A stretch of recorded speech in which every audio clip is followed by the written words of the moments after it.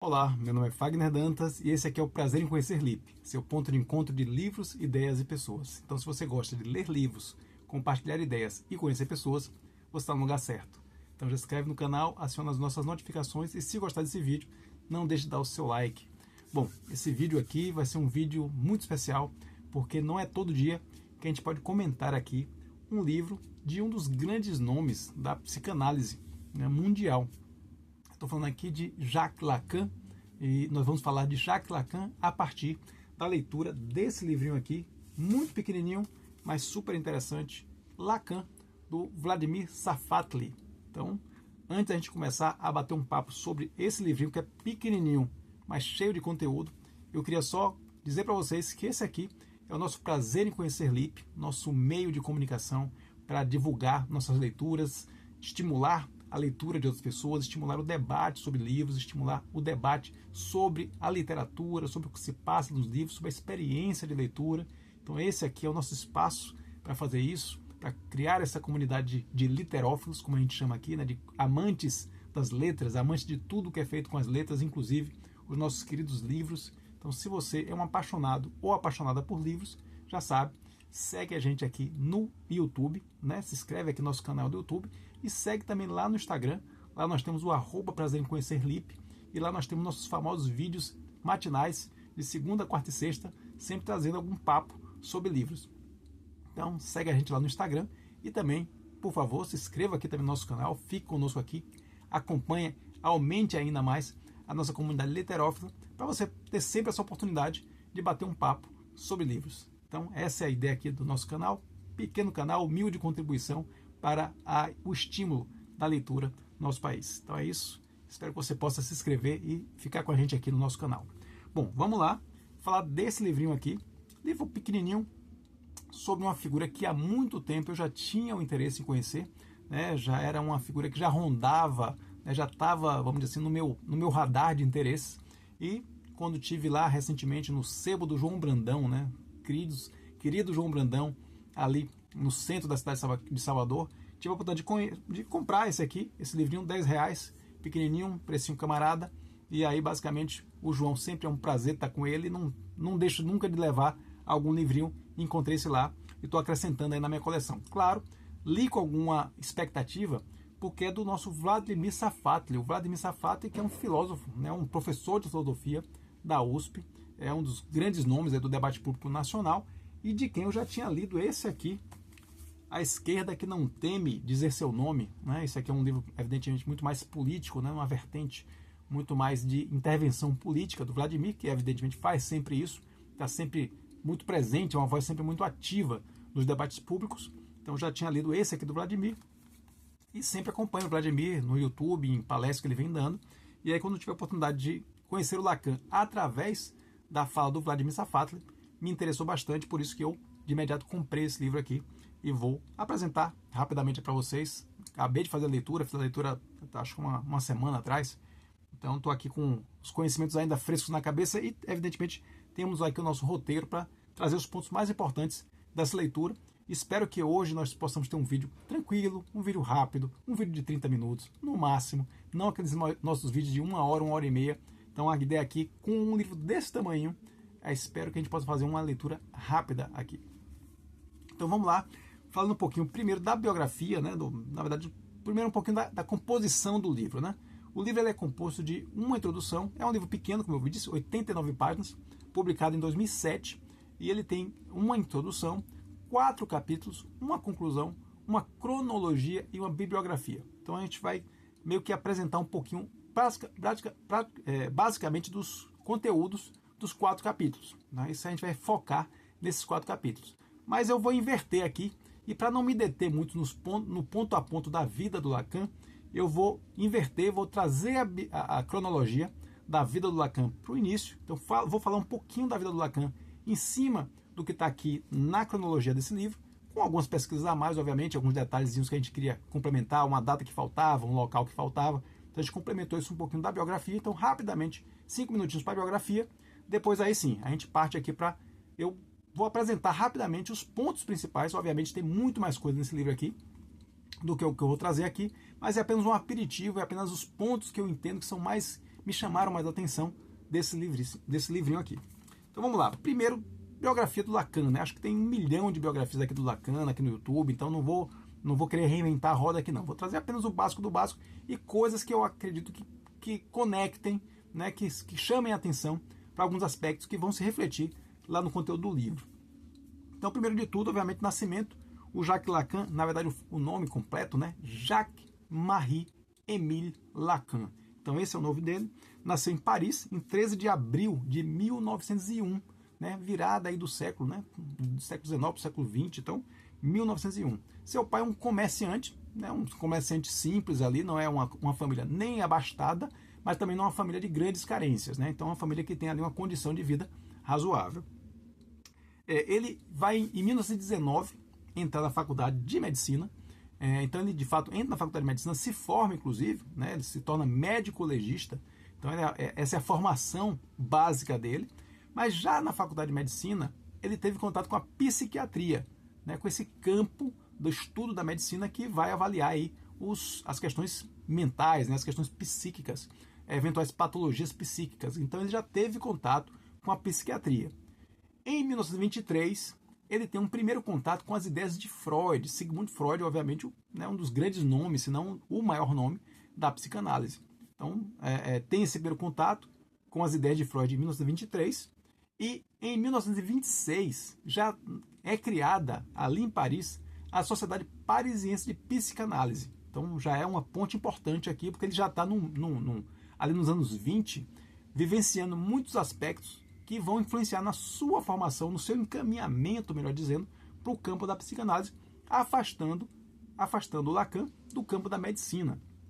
Mas então, nesse ambiente ainda da faculdade de medicina, então teve contato com a psiquiatria, tem ali o contato com as ideias de Freud em 1923, a formação então da Sociedade Parisiense de Psicanálise em 1926, e em 1930, um outro elemento também que eu acho que é fundamental nesse entendimento do Lacan, é o seu contato com as ideias surrealistas, do movimento surrealista, né? Então também é outra vertente, aí outra raiz que vai florescer dentro do pensamento do Lacan. Então aí nós temos basicamente os anos 20, né? 19, quando ele entra na faculdade, até os anos 30, até 1930, quando ele conhece as ideias surrealistas. Então temos aí um caldo de cultura que vai gerar no Lacan a vontade, então, dele seguir para o campo da psicanálise e não avançar para o campo da medicina.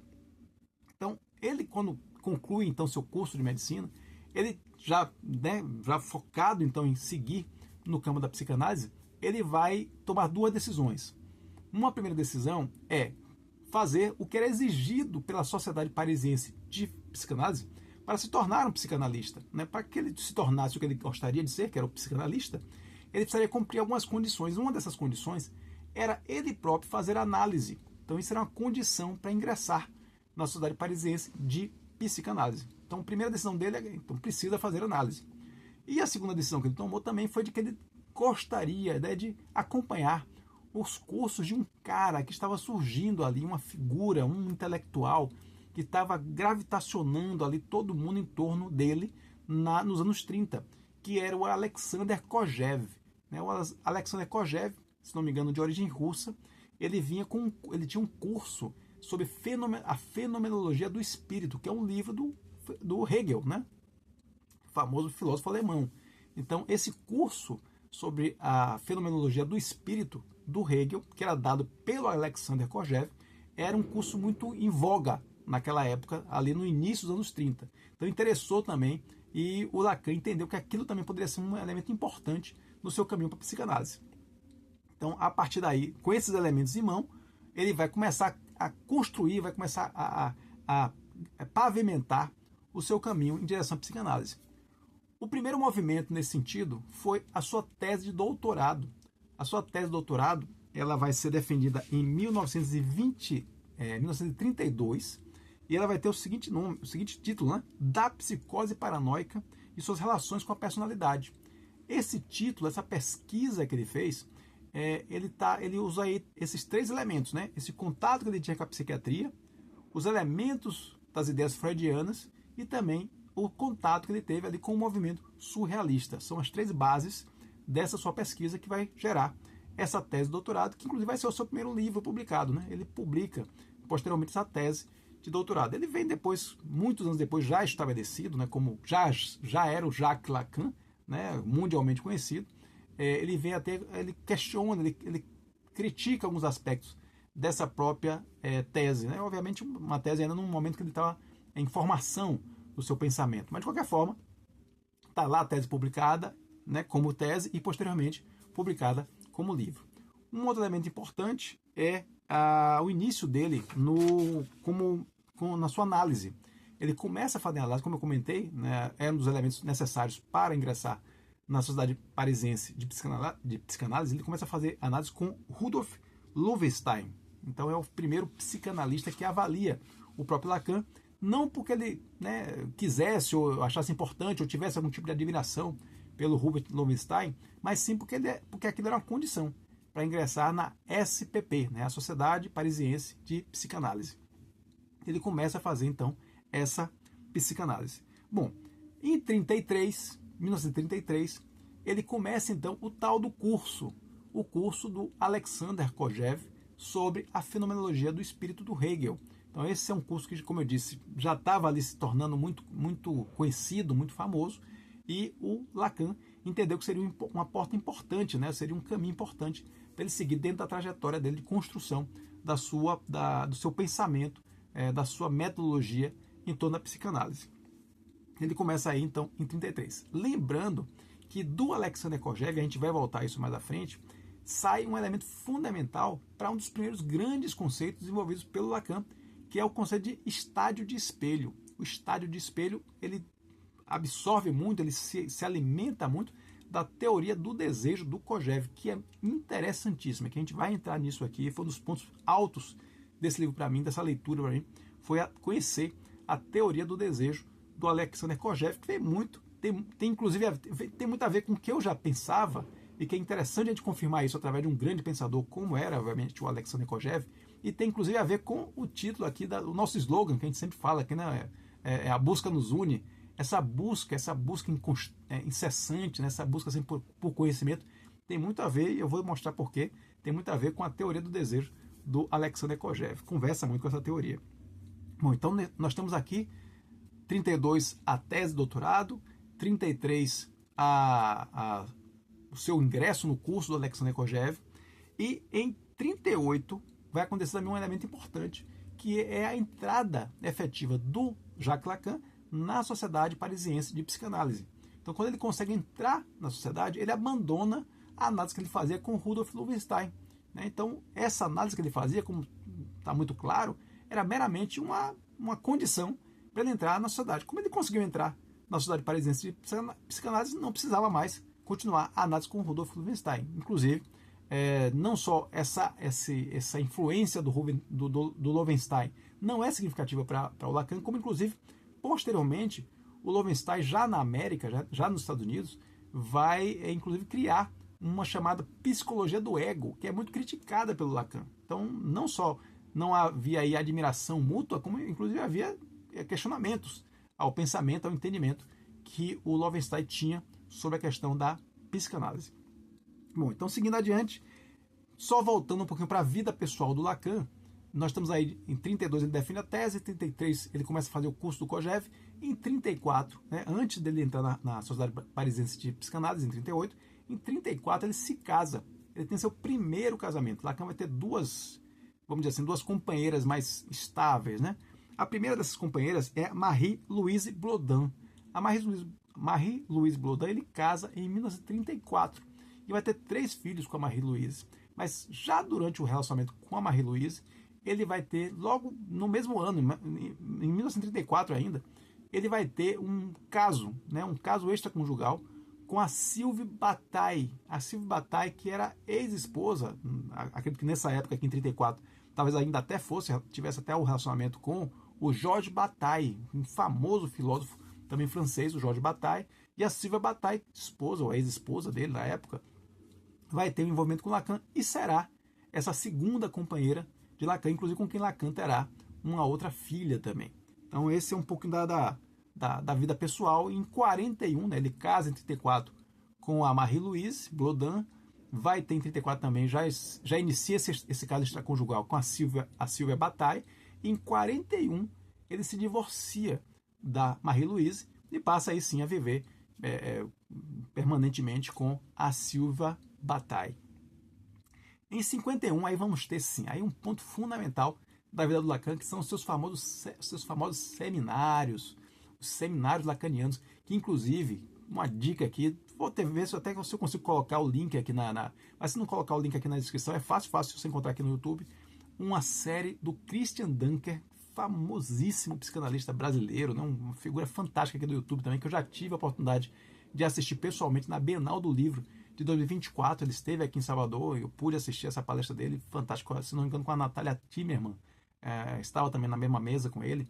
Foi muito bom ter o Christian aqui em Salvador, ter essa oportunidade de ouvi-lo pessoalmente. E o Christian, que tem vários vídeos super interessantes, tem um canal chamado Falando Nisso, maravilhoso, mas particularmente sobre Lacan, tem uma série fantástica chamada Lacan Entre Capas, onde ele avalia ele apresenta de certa maneira cada um dos seminários de Lacan a partir das imagens das suas capas, das capas das publicações.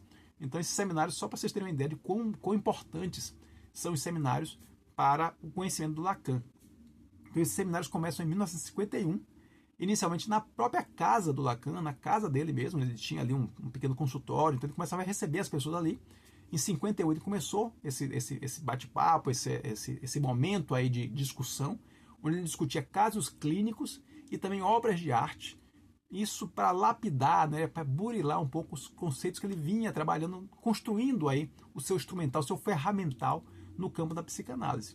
Então ele começa em 51, me parece que logo 51, 52, aquilo já vai ganhando uma dimensão tal que ele vai levar esses seminários para o auditório do Hospital Sainte-Anne, que era o hospital que ele trabalhava, né? Enquanto médico, legista, psicanalista, ele já tinha uma atuação nesse hospital.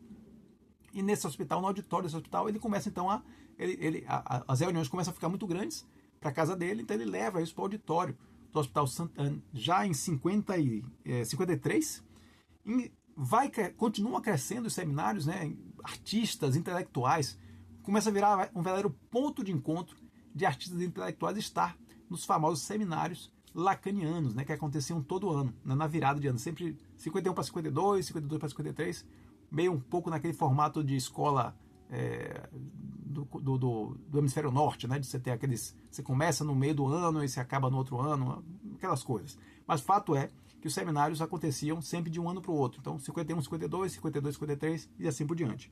Então eles vão começar a ficar tão grandes que em 64 os seminários saem do auditório do Hospital Sainte-Anne e vão ser dados na Escola Normal Superior. Escola Normal Superior, que é uma das grandes centros de excelência, né? Escola Normal Superior, eles vão ser transferidos para lá em 64.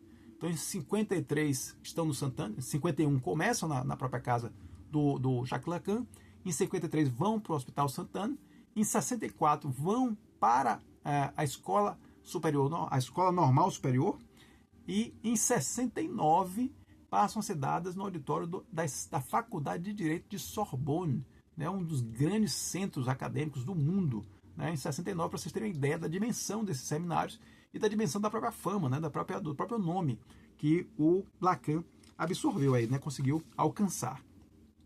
Um outro aspecto importante ainda nessa questão da construção da parte teórica, vamos dizer assim, da teoria de Lacan, né? A gente está falando aqui dos seminários.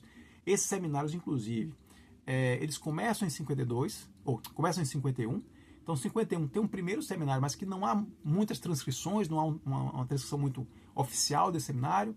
52 da mesma forma, mas de 53 até 1980, de 53 a 1980, ou seja, um ano antes da morte do Lacan, Lacan morre em 81. Então, de 53 a 1980, foram feitos 27 seminários.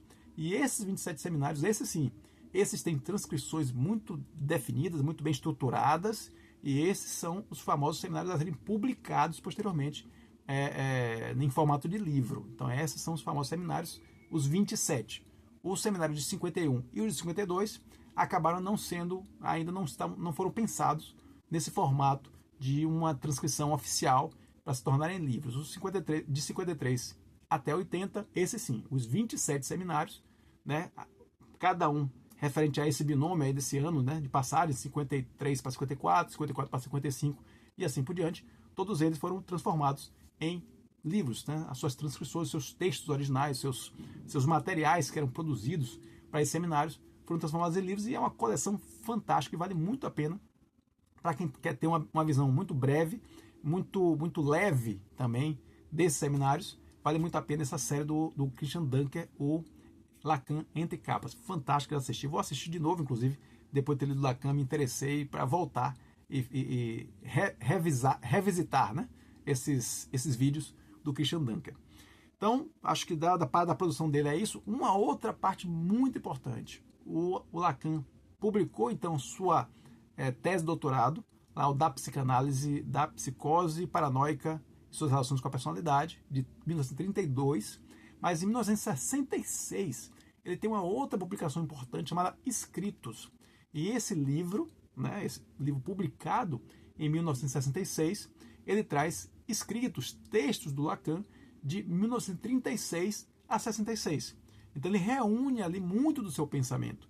Então, da mesma forma que o seu primeiro livro, que é um livro que ele também tem uma certa crítica, porque aí no seu pensamento ainda está muita informação, mas além daquele livro de 32, existe esse livro de 66, muito importante, e, obviamente, os 27 seminários. Então, esse compõe, talvez seja o corpus, vamos dizer assim, o corpus teórico lacaniano, seria composto aí por esses três elementos, né? O livro de 32, a tese de doutorado de 32, o livro de 66 escritos e os 27 seminários. Por fim, um pouco da inquietação institucional do Lacan, né?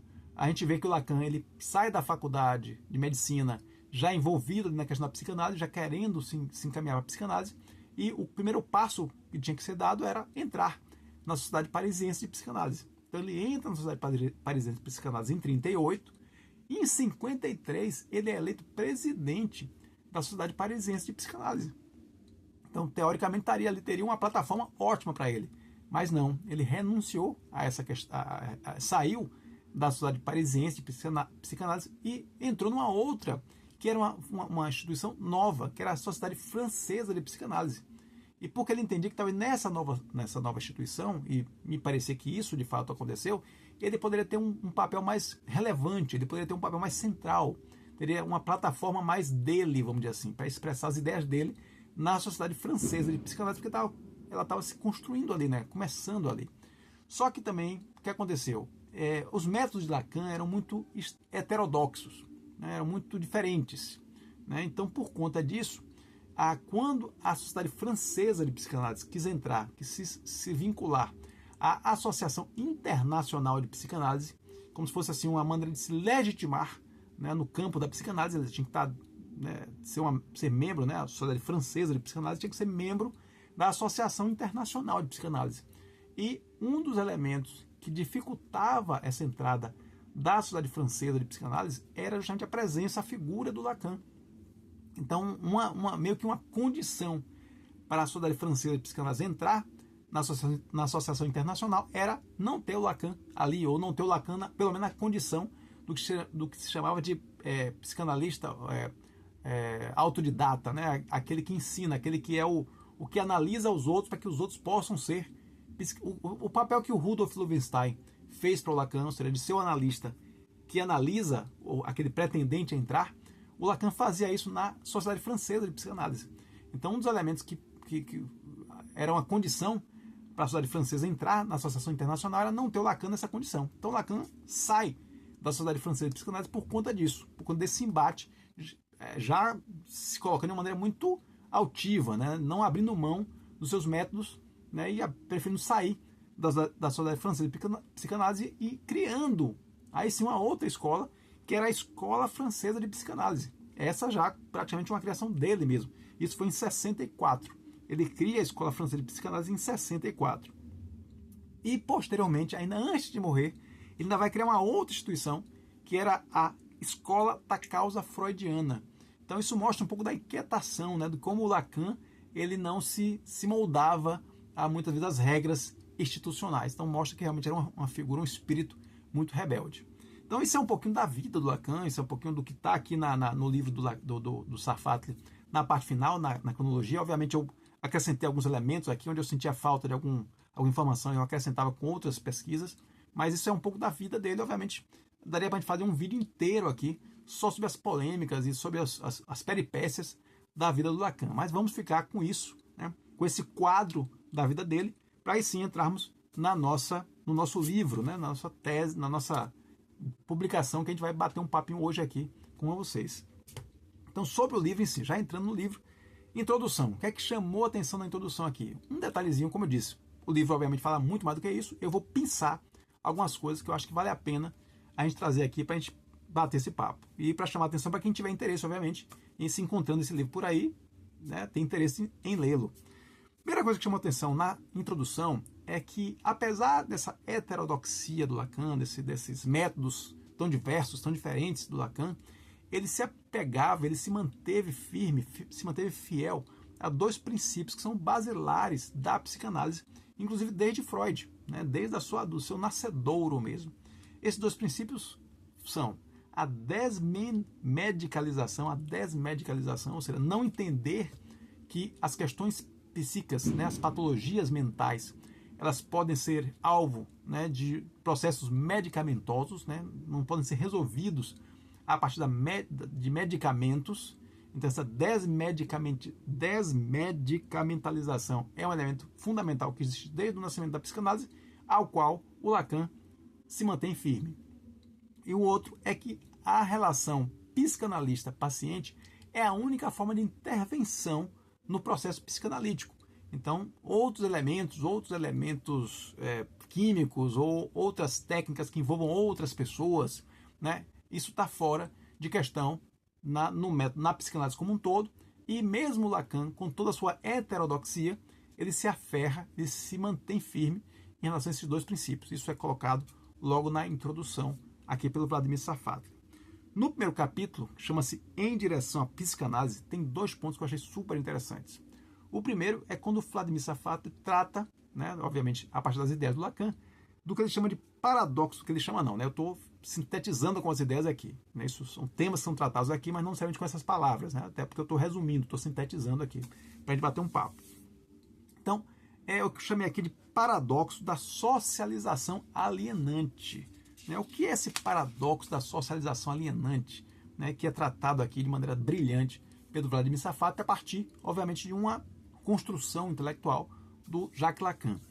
É o seguinte: o processo de individualização, que é um elemento fundamental, né, de construção da identidade do indivíduo, esse processo de individualização, que teoricamente é para você, né, você encontrar a sua identidade, você encontrar aquela sua persona individual, que é só sua, né?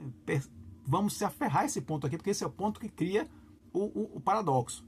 Então, o processo de individualização, ele se constrói a partir da socialização. Então, você tem os contatos sociais no sentido de você construir a sua individualidade. E como é que se dá esses contatos sociais? Como é que se constrói essa individualidade a partir dos contatos sociais?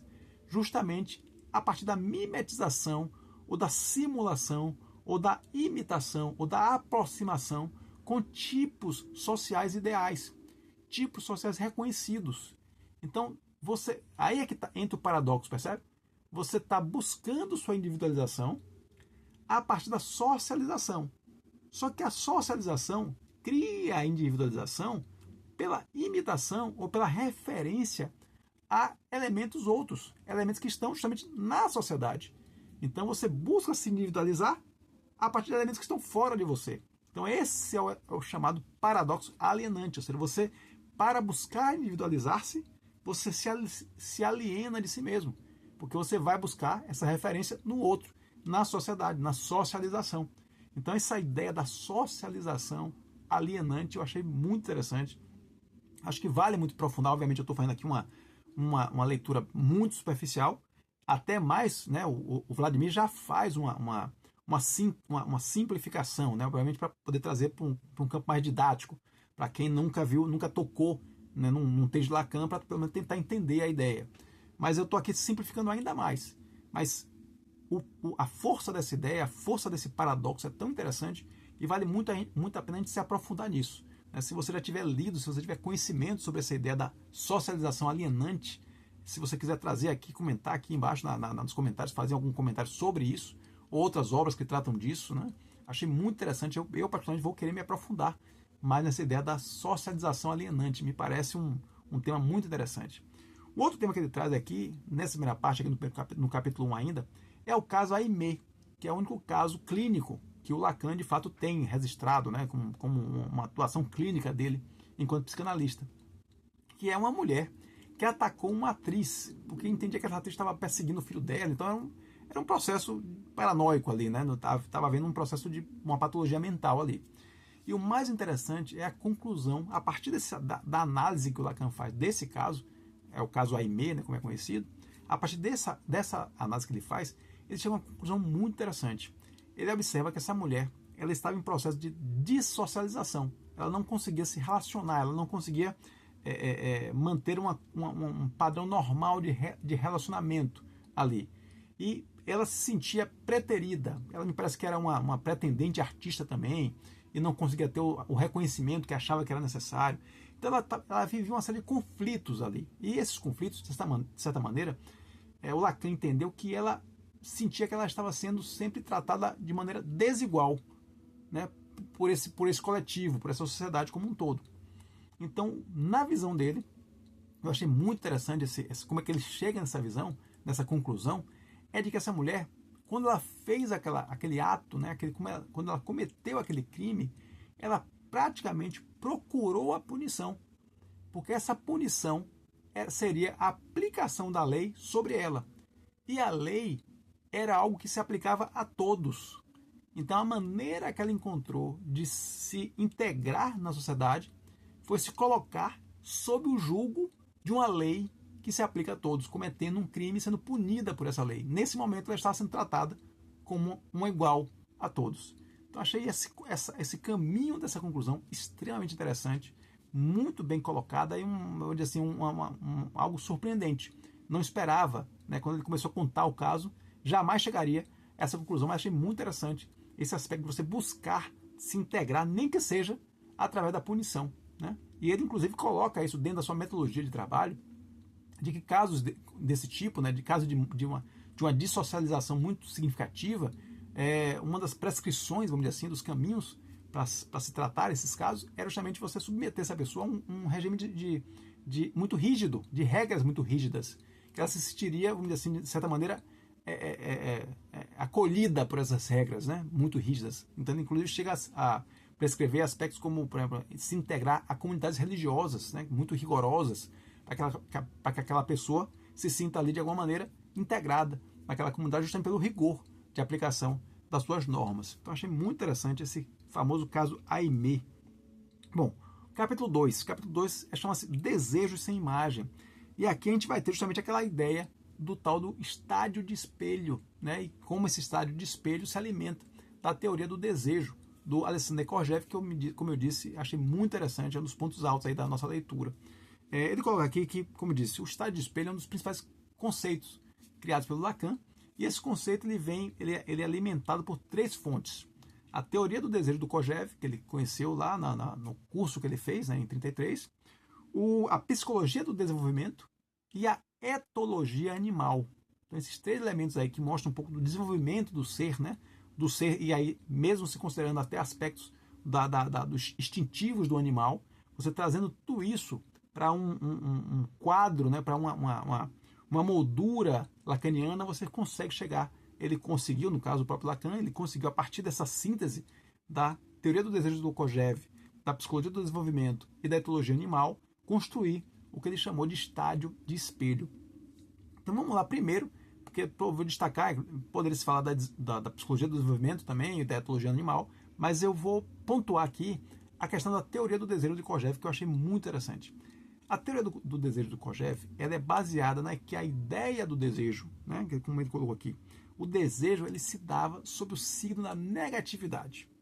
Da negatividade. O que é que isso significa? O desejo, para o Kojève, ele não tinha como foco a satisfação pelo alcance do objeto desejado.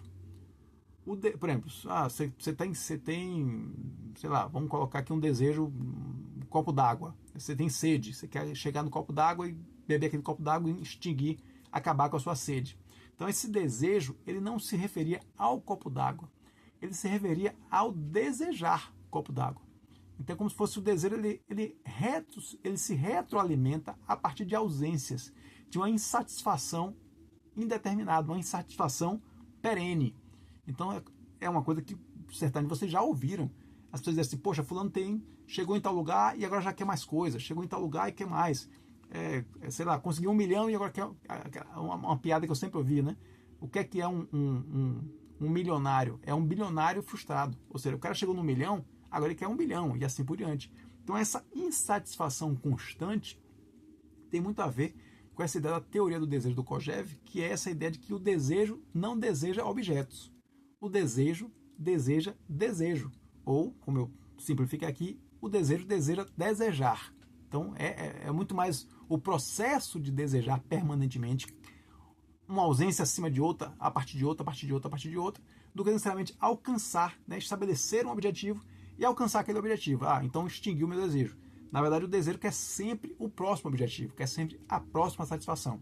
Então é como se você tivesse um ciclo onde você tem a busca de uma ausência, ou seja, a busca gerando uma ausência, a ausência gerando uma ação, a ação gerando a satisfação gerando uma nova busca. E você retoma o ciclo. Então é um ciclo interminável.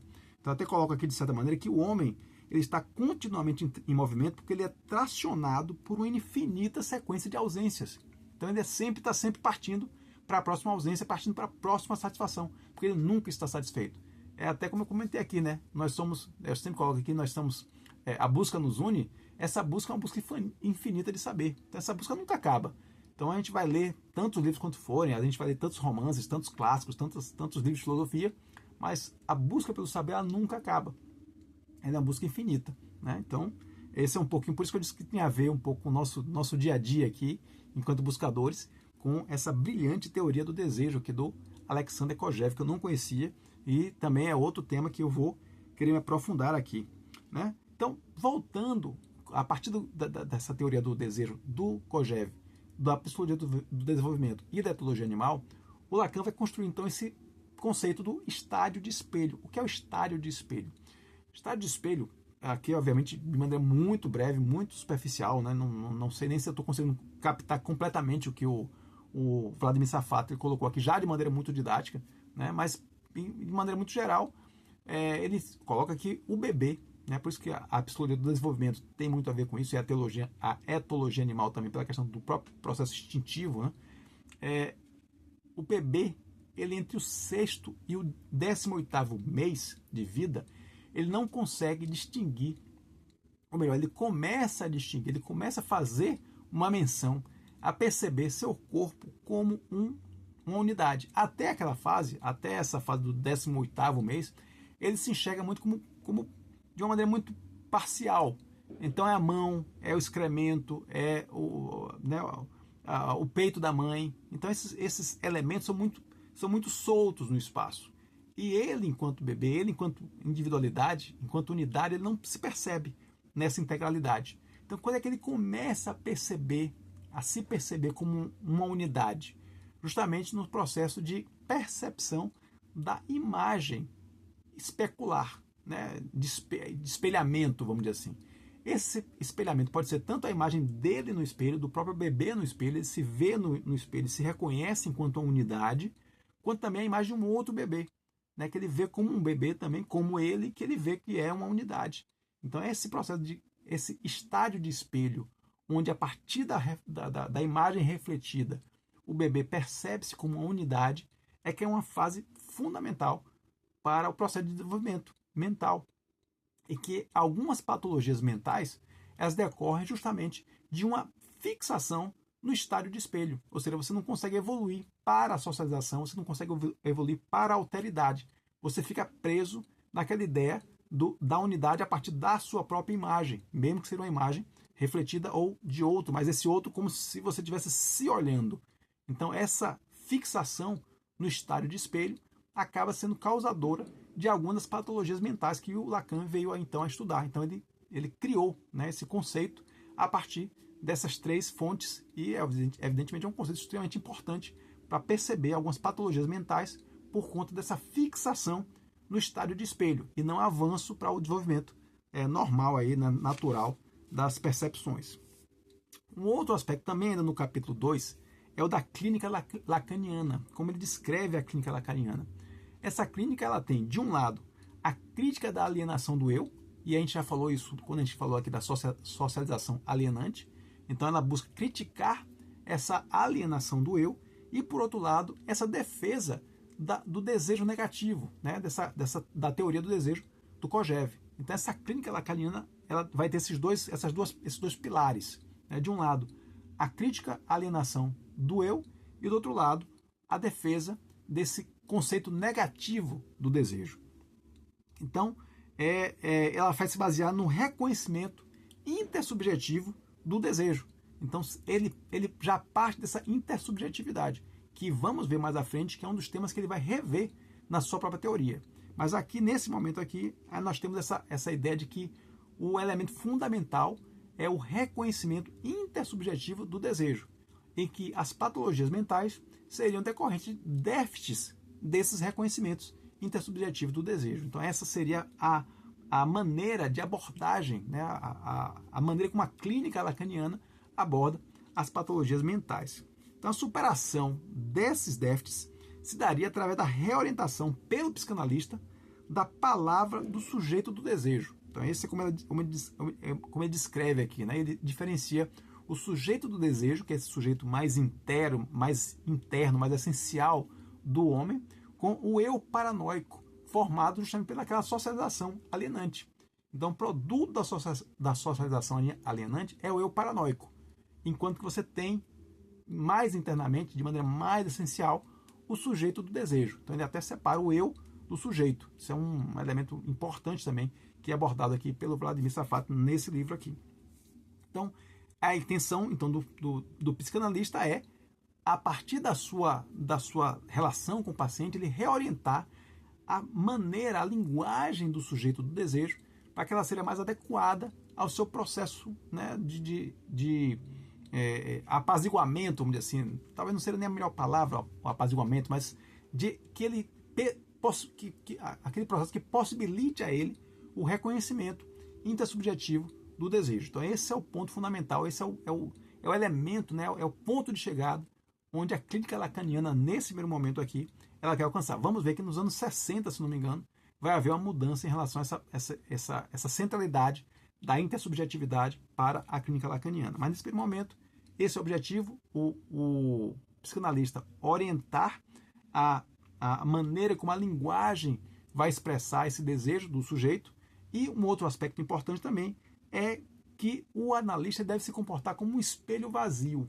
Né? Ele não deve projetar as suas próprias imagens no paciente, mas sim permitir, né, estimular que o paciente se veja refletido nesse próprio diálogo com o psicanalista, para que ele possa construir o seu caminho. Né? Aquela ideia de que o psicanalista ele não pode pegar na mão do paciente e conduzi-lo. Ele deve mostrar o caminho, mas é o paciente que deve fazer o seu processo dentro do seu tempo, dentro da sua a melhor maneira de se conduzir, para então, aí sim, superar aqueles déficits de reconhecimento. Como eu falei, o reconhecimento intersubjetivo do desejo é o elemento fundamental nesse processo de interação do psicanalista com o paciente. Então, nesse primeiro momento, a intersubjetividade tem um papel fundamental na clínica lacaniana. Na sua evolução, a gente vai ver que isso vai mudar mais à frente. Capítulo 3 desse livrinho aqui é o Histórias das Estruturas. Então aqui a gente vai ter um elemento também fundamental, que é uma outra mudança que vai acontecer dentro da evolução do pensamento de Lacan, que é nos anos 50, quando ele faz o que ele chama de retorno a Freud. Ele vai retomar, ele entende que a psicanálise ela está indo por caminhos muito diferentes, ela está se afastando daqueles princípios basilares do Freud, então ele propõe um retorno a Freud, obviamente um retorno revisitado, uma releitura, né, daqueles elementos. Mas desses elementos fundamentais, o mais importante é a incorporação no pensamento, na teoria lacaniana, do inconsciente. Até então, o inconsciente é um elemento que estava meio apartado da abordagem lacaniana. Então, nos anos 50, com esse chamado retorno a Freud, ele vai introduzir o inconsciente na sua teoria. Mas como bem chama a atenção aqui o Safater no texto, essa aproximação com o inconsciente não se dá necessariamente pela via do Freud, mas pela via do estruturalismo, que era um movimento muito forte ali nos anos 40 e início dos anos 50 na França, 30 e 40, né, pegando 50, e a partir desse estruturalismo, que o que é que o estruturalismo mencionava, né? Obviamente muito em linhas gerais aqui. O estruturalismo era uma escola de pensamento que observava que o ser humano, que o indivíduo, estava muito condicionado por estruturas. Então aquela ideia do livre-arbítrio tinha que ser, vamos dizer assim, reinterpretada. Esse livre-arbítrio se dava dentro de um campo de elementos que definem, que estruturam a conduta, que estruturam o comportamento do indivíduo. Então era estudando essas estruturas que nós poderíamos entender o indivíduo e não estudando as ações isoladas do indivíduo. Então é por esse caminho que o inconsciente entra na teoria lacaniana. E basicamente o que é esse inconsciente, né? Esse inconsciente ele seria o conjunto geral de normas que definem o que é pensável, o que é passível de ser pensado. Esse conjunto geral de normas é que seria o inconsciente. Mas aí você tem um problema. Se o inconsciente é permeado aí pelas imagens muito individuais, muito de cada pessoa, né? Cada pessoa tem um processo, o seu próprio processo inconsciente. Como é que esses processos inconscientes individuais eles se dariam, né? Eles poderiam conviver com essa ideia do inconsciente como um conjunto geral de regras do que é pensável. Então esse foi um outro paradoxo que o Lacan consegue resolver como? Ele resolve através de um conceito também muito fundamental, crucial, dentro do entendimento da teoria lacaniana, que é o conceito de fantasma. O conceito de fantasma e travessia do fantasma, que de certa maneira, novamente, muito en passant, ele seria uma maneira de você converter, né, a travessia do fantasma, e a gente vai voltar a falar sobre o conceito de fantasma aqui, mas nesse primeiro momento aqui, só para explicar o paradoxo de um inconsciente como um conjunto geral de normas do pensável, sendo que esse inconsciente também produz em cada um de nós, né? A gente tem em cada um de nós, a gente busca revelar isso no processo de psicanálise, o que cada um de nós tem em seu próprio inconsciente e que são elementos individuais. Como é que essas duas coisas convivem? Como é que esse geral do inconsciente convive com esse individual do inconsciente? Segundo ele, através dessa travessia do fantasma, que é como se fosse uma mediação entre o que é geral e o que é individual. Então, é como se você individualizasse o que é geral. Então, por isso você consegue conviver aí o inconsciente tanto no que ele tem de normas gerais do pensável, quanto no que ele tem também de imagens e conceitos e sensações individuais. Um outro aspecto aí, finalizando esse capítulo 3, entre tantos outros que a gente poderia trazer aqui, mas outro que me chamou a atenção, foi essa caracterização da clínica lacaniana como uma clínica que não se baseia na sintomatologia, ou seja, não se baseia nos sintomas da patologia. Ela não avalia a patologia a partir do elencamento, né, vamos dizer assim, do elenco, né, do conjunto de sintomas do paciente. Então, em vez de olhar o paciente e quais são os sintomas que ele apresenta, eu busco ter uma abordagem estrutural. Eu busco entender a estrutura em que esse paciente está imerso e como essa estrutura afeta esse paciente. E é a partir dessa estrutura geral, que eu vou buscar como aquilo se reflete em déficits de capacidades psíquicas do paciente. Então aí é que é um elemento super interessante também. Ele, em vez de ir do paciente, do sintoma do paciente, para um diagnóstico geral, eu vou de uma estrutura em que o paciente está imerso para seus eventuais sintomas. Isso permite que essa sintomatologia, esse conjunto de sintomas, ele seja mais flexível do que uma abordagem que parte dos sintomas para a identificação da patologia. Ele parte da estrutura em que o paciente está imerso para chegar até a sua patologia. E a partir daí, aí sim, você identificar se tais ou quais sintomas podem estar associados ou não àquela patologia. Mas é uma abordagem bem diferente da abordagem que parte primeiro dos sintomas para então chegar à patologia. Então, outro ponto interessante aí desse capítulo 3 aqui do livrinho do Vladimir Safato. Capítulo 4, o último capítulo antes da conclusão, nós vamos ter aqui aquela mudança que eu mencionava com relação à intersubjetividade. Em 1960, tem essa outra mudança que é em relação à centralidade da intersubjetividade dentro da abordagem lacaniana. Então, se até esses anos 60, e particularmente até o seminário 7, daqueles famosos seminários lacanianos, o seminário 7, que acontece em 1959 e 60, ele vai ter como título A Ética da Psicanálise, e é nessa discussão desse seminário, a partir dessa discussão, a partir desse momento, que Lacan muda sua percepção da importância que deve ter nesse processo, no seu processo de psicanálise, da intersubjetividade.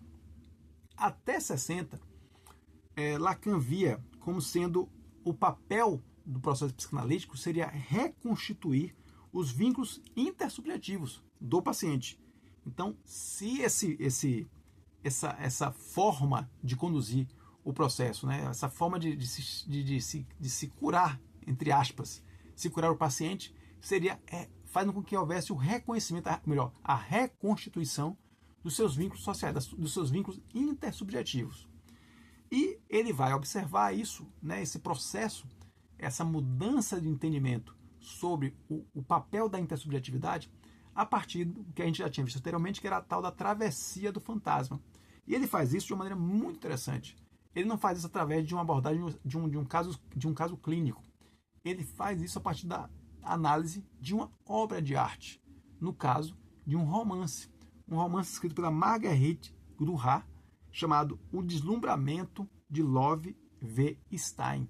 O Deslumbramento de Love V. Stein é um romance escrito pela Marguerite Duras, e nesse romance ele vai dizer que o que ele identifica nesse romance é o que há de mais próximo, o que há de mais expressivo do que seria o processo de travessia do fantasma, que é o que vai reconduzir, vai mudar a maneira com que o Lacan identifica o processo de reconstituição dos laços intersubjetivos. Só observando aqui o que é o fantasma, né? Novamente super por alto, super en passant, super simplificado aqui.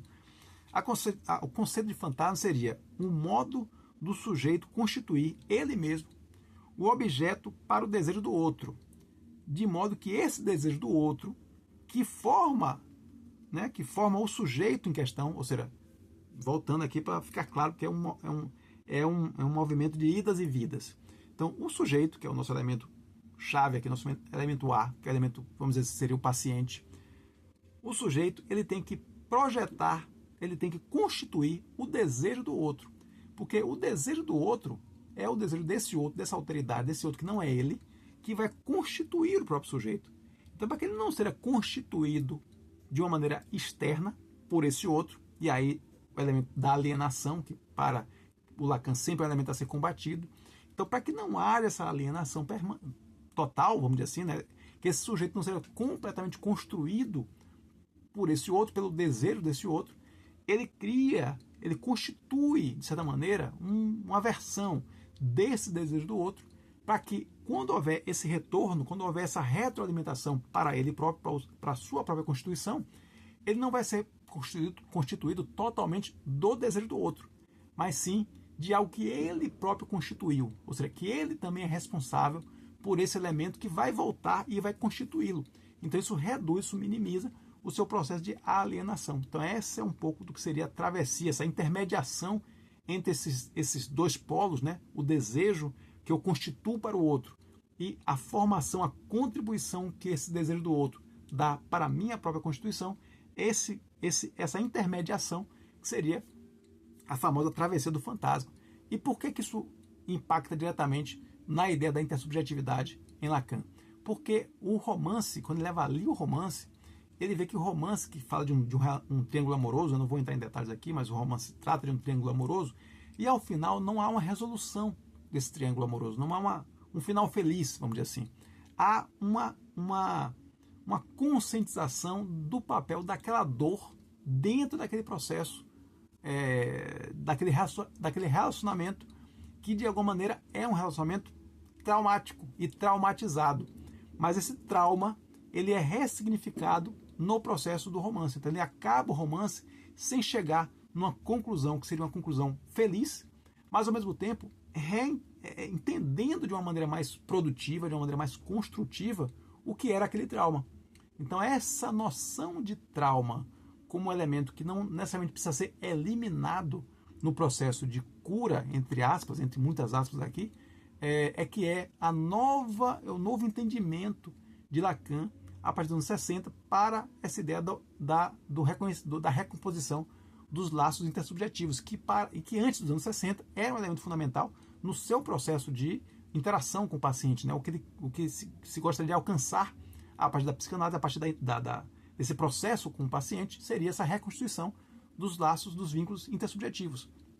E quando ele percebe que, né, a partir dessa ideia do fantasma, da construção, da travessia do fantasma e da análise que ele faz do livro da Marguerite Duras, ele percebe que esse trauma ele pode ser também um processo fortalecedor, né? Inclusive ele usa o próprio Nietzsche coloca isso, né? A dor que não te mata lhe fortalece.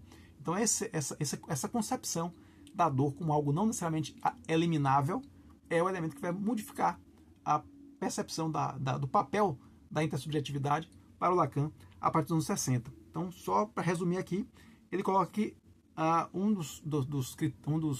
das concepções, né, do que seria o processo de cura seria justamente esse silêncio do corpo. Né? Quando o corpo não fala nada, ele está curado. Né? O que é a doença? A doença é uma dor do corpo, é uma fala do corpo. Então, o que é o trabalho de cura? A cura é quando você consegue silenciar o corpo. Então, o silêncio do corpo, o silêncio dos órgãos, seria o símbolo, né? Seria a expressão da cura daquele indivíduo. Então, o que o Lacan constrói aqui, a partir dessa análise desse romance, e a partir desse conceito de fantasma e travessia do fantasma, é que o trauma, é que a dor, ela não necessariamente deve ser silenciada. O corpo silenciado é um corpo morto. Né? Em resumo, o corpo silenciado é um corpo morto, não é um corpo curado.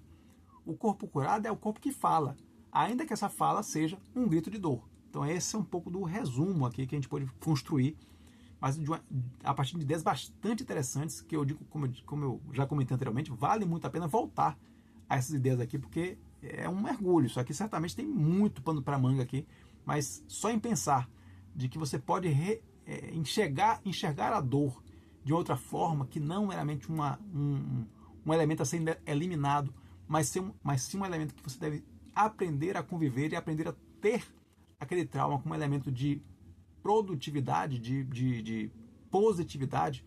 E aí, evidentemente, para quem leu Byung-Chul Han, né, produtividade e positividade são elementos que a gente deve cortar na nossa lista. Mas o que eu quero dizer é que você pode ter uma relação de aprendizado com o trauma e não necessariamente uma relação de exclusão ou de expulsão do trauma da sua vida. É um aforismo que às vezes eu uso, né, que a sua relação com a dor define o seu lugar no mundo. Então, se sua relação com a dor for uma relação mais proativa, mais de aprendizagem, você vai se dar muito melhor do que se você tiver apenas uma reação de exclusão e de negação daquela dor. Então é um pouco do que ele coloca aqui e achei muito, muito interessante. Acho que vale muito a pena voltar a discutir aqui como essa modificação da concepção de cura, como não sendo necessariamente o silêncio do corpo, mas sendo sim a possibilidade do corpo falar, ainda que essa fala seja um grito de dor. Achei muito interessante que finaliza aqui esse capítulo 4 e acho que é um tema que vale muito a pena voltar, né, e aprofundar depois a partir de outras leituras do Lacan. Finalmente, para concluir, a conclusão, obviamente a conclusão do livro, o último item aqui, o último ponto aqui do índice do livro, que é essa conclusão.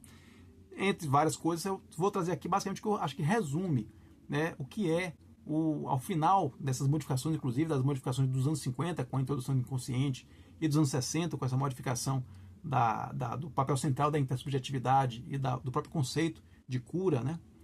Acho que isso está muito refletido nessa conclusão que eu vou ler aqui, que foi, eu acho que foi uma forma que eu encontrei de resumir o que foi esse livro aqui, o que está colocado de mais importante nessa conclusão do livro. Eu coloquei que destaco então a visão que esse tinha, no caso Lacan, que de sua psicanálise, né? Como é que Lacan, né? Como é que o Vladimir Safato ele finaliza, ele conclui o texto a partir dessa visão do Lacan sobre a sua própria psicanálise. Ele diz que ele não havia como uma terapia, no sentido de um retorno à normalidade instituída, mas sim como uma praxis de forte potencial crítico contra justamente os ideais institucionalizados de normalidade. Então é essa redefinição do que é o paciente curado, né? O que é o indivíduo curado, o que é o ser humano que não está passível de ser paciente, né, de uma psicanálise. É aquele paciente que não necessariamente precisa estar, entre aspas, dentro dos padrões de normalidade, porque esses padrões de normalidade vão trabalhar naquele caminho do silenciamento, né, da harmonização forçada daquele indivíduo a padrões de normalidade. Então, o que o Lacan coloca aqui, o que a psicanálise deve fazer, eu chamo de ser um elemento de crítica a esses padrões ideais de normalidade, para que aí sim você tenha um sujeito que expressa de maneira clara, livre e desimpedida o seu desejo. Esse é o elemento que é fundamental no processo de construção dessa travessia do paciente, que não é necessariamente uma cura. Como eu disse, o corpo que não fala, o corpo em silêncio é um corpo morto.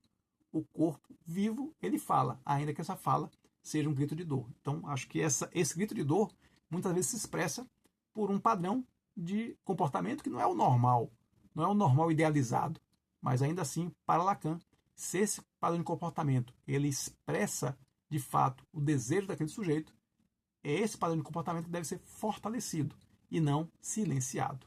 Então, é um pouquinho isso aí, acho que a gente conseguiu resumir aqui. É um livro, como eu disse, pequeno, mas Lacan, e isso é uma característica do Lacan, todo mundo que fala sobre Lacan vai falar sobre isso. O Lacan é alguém que escreve de uma maneira muito densa. Então, a leitura do Lacan é uma leitura muito complexa. Então, o que o Vladimir Safato fez aqui foi realmente um milagre, que foi conseguir reduzir, né, simplificar os principais conceitos do Lacan de uma maneira muito didática, muito simples, e que eu aqui simplifiquei a enésima potência. Então, se você se interessou por algum desses temas, se você se interessou por essa leitura aqui, não perca a oportunidade de ler esse livro. É um livro, como eu disse, deve ser um livro bem barato, inclusive deve estar disponível para venda. Então, se você tiver a oportunidade de encontrar esse livro em algum sebo, em algum saldão de livros, tenha certeza de que a sua leitura não vai ser perda de tempo. Vai ser uma oportunidade de se aproximar de talvez uma das mentes mais rebeldes, mais vamos dizer assim, contra o senso comum, mas super importantes de serem conhecidas pela enorme contribuição que deu, que é o pensamento, né, a mente aí de Jacques-Marie Émile Lacan. Então, essa aqui é a nossa apresentação desse livrinho aqui do Vladimir Safato, Lacan, de 2007. Então, gente, é isso. Espero que não tenha ficado o vídeo tão longo. Acho que ficou aqui com 1 hora. Então, é basicamente o dobro do que eu pretendia. Mas, pelo menos, não é um vídeo de 2 horas. Então, espero que vocês tenham gostado. Espero que vocês consigam aí acompanhar. Se não conseguir acompanhar tudo de uma vez só, para um pouquinho, rever o vídeo depois, retoma lá na frente, vai ouvir quando estiver lavando os pratos, que é uma coisa que eu adoro fazer. Eu sempre lavo os pratos, eu faço atividades mecânicas ouvindo alguma coisa, uma palestra, um audiobook. A gente sempre tem a oportunidade de aprender, como eu sempre digo, a busca ela é infinita, né? Como a gente viu aqui. Lembrando aí o nosso Alexander Kojève, né? Eu nem imaginava que podia estar alicerçado numa figura tão importante como Alexander Kojève, sua teoria do desejo, o desejo negativo, né? O desejo que a gente sempre busca mais, né? O desejo não de alcançar o objeto do desejo, mas o desejo de desejar sempre algo mais. Então é isso. Espero que vocês tenham gostado. Se gostarem, não se inscrever aqui no canal, se integrar à nossa comunidade literófila, seguir lá o @prazer em conhecer Lipe lá no Instagram, e a gente tem sempre nossos papos sobre livros lá também. E dá uma conferida aqui no nosso acervo, já tem muitos vídeos interessantes aqui no Prazer em Conhecer Lipe, aqui no YouTube. Eu tenho certeza que você vai encontrar um vídeo para se apaixonar. É isso, obrigado pelo seu tempo e lembre-se, a busca nos une. Um abraço.